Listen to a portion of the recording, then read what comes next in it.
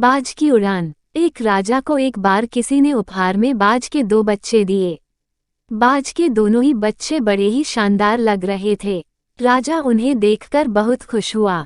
उसने अपने एक विश्वासपात्र सेवक को बुलाकर उन दोनों को सौंपते हुए उससे उनकी अच्छी परवरिश करने के लिए कहा।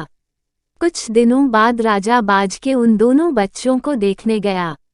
दोनों ही अब बड़े हो गए थे और बहुत ही शानदार लग रहे थे।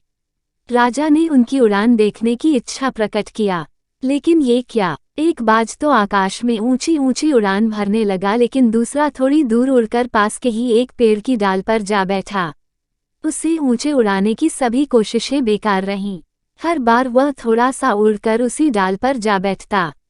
राजा उसे भी उसके भाई की तरह ऊंचा उड़ता देखना चाहता था।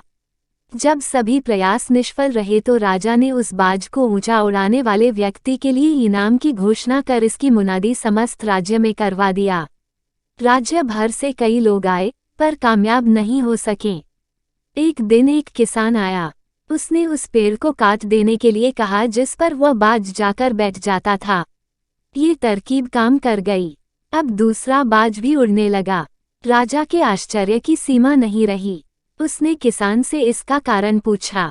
किसान ने कहा, कारण बिल्कुल सरल है।